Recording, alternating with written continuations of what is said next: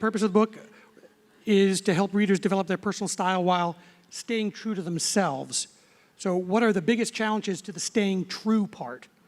Well, there's trends. So trends come out, whether they're in magazines that we read or now more so on blogs, and we can feel an obligation to jump on board, even if it's not for our body type or for something that flatters us.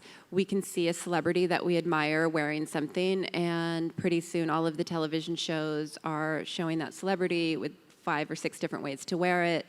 They're just filling space and time. They need content, as a lot of people. And so when you get home from work and you're exhausted and you put the TV on and you're kind of mind melting, I get it. I do that too. But then the information is still seeping in, and it's inappropriate information, I think. I think that, again, we have to look in the mirror and be honest with what looks good on us and what makes us feel comfortable.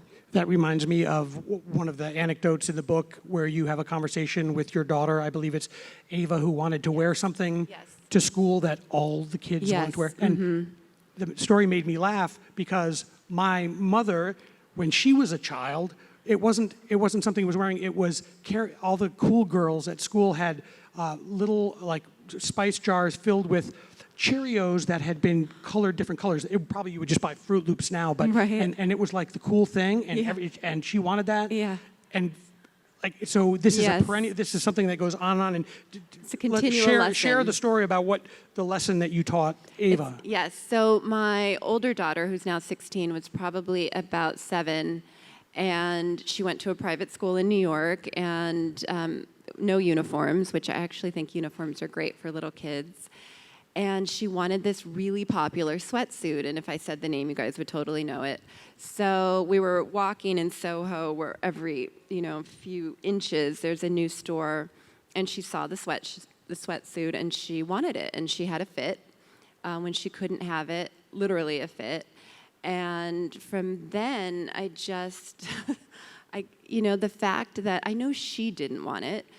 If I found a sweatsuit without certain initials hanging off of them, it wouldn't have been the same. And so, I tried to lecture her a little bit, but she didn't want to hear it. She didn't really understand it.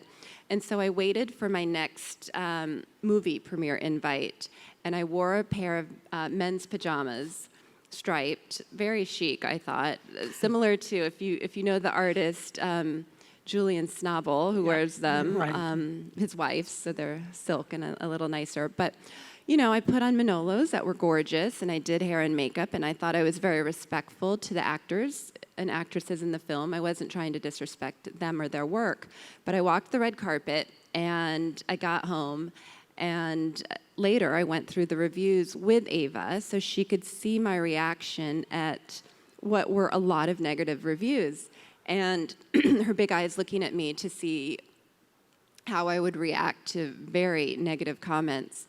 And some of them were funny, they were kind of accurate with what they said. The bloggers and people that are bored at 3 a.m. can be very funny, snarky, but funny.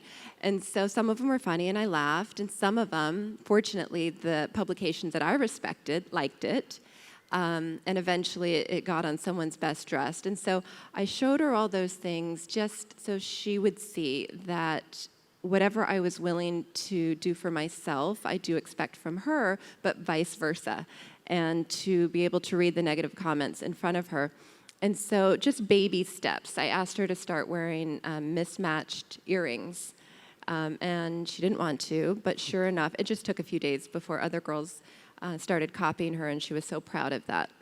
Great. And now she's leaps and bounds much more confident than I could ever be, and assertive, and I have no doubt she'll be able to take care of herself, which is the goal with your children.